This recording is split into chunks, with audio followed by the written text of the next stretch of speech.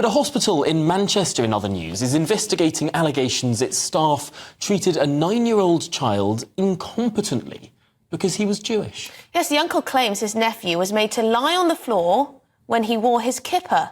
But on a different occasion, when he was not wearing his kippah and was, quote, visibly Jewish, he received quick care. So the allegation is essentially that this boy was marked out as Jewish and was therefore treated differently and treated badly. But what you're looking at now, the police are investigating a man for an arson attack here that occurred yesterday on a house in Hackney. During his arrest, the man reportedly made comments that were deemed to be anti-Semitic. So there are concerns this was an anti-Semitic hate crime too. So there seem to be multiple incidents here.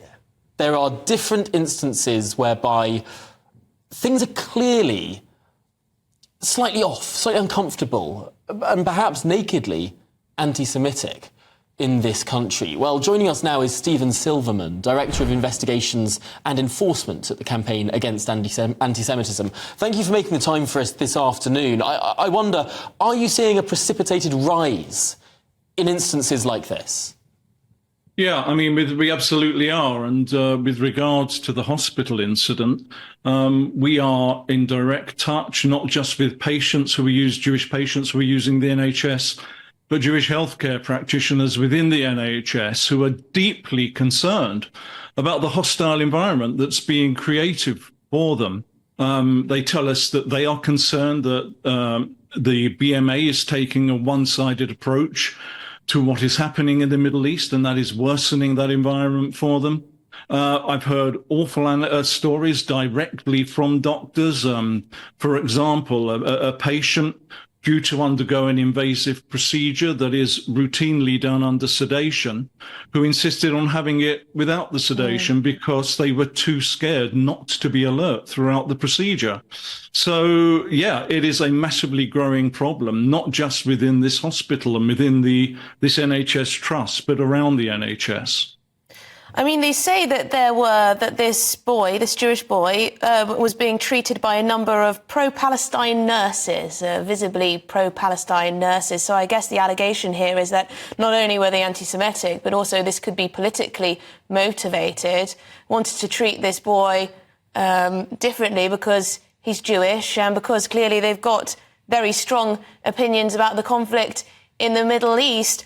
I mean, it's truly shocking that if it's true that when he was visibly Jewish, as his uncle has said, that he was treated so differently from when he wasn't wearing his kippah. I mean, it's outrageous that this is happening in modern Britain in 2024, that someone would be treated such a way.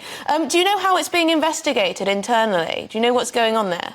No, I'm sure that the trust will be applying its usual procedures for investigating matters such as these. But, there's one thing I'd like to say. I mean, it has not been definitively proven that was the motivation. But clearly, it's important to understand what the Jewish experience is when they walk into a hospital and see people displaying the flag of the Palestinian Authority on their uniforms. The Palestinian Authority pays terrorists who murder Jews in terrorist attacks in Israel a salary. There's a sliding scale depending on how many people they murder. The Palestinian Authority has overseen the distribution of virulently anti-Semitic material throughout its entire education system. And it was directly involved in the celebrations of the atrocity of the 7th of October. Now, Jewish patients should not be having to wonder about the political views of the person treating them. I didn't know that they were allowed, Stephen. Sorry, I didn't know that NHS staff were allowed to wear such things that could be deemed political. I didn't know that was allowed. I don't know what the rules are, but there should be absolutely no political symbols worn by NHS staff or indeed any staff. Stephen, what do you say to those staff who might say, we don't ascribe to every single objective of or indeed practice of the Palestinian Authority. We don't follow the politics of this, but we do believe that there should be a Palestinian state, and perhaps having this flag, and I've seen the lanyards in Parliament, I mean, I'm sure they're all over the place.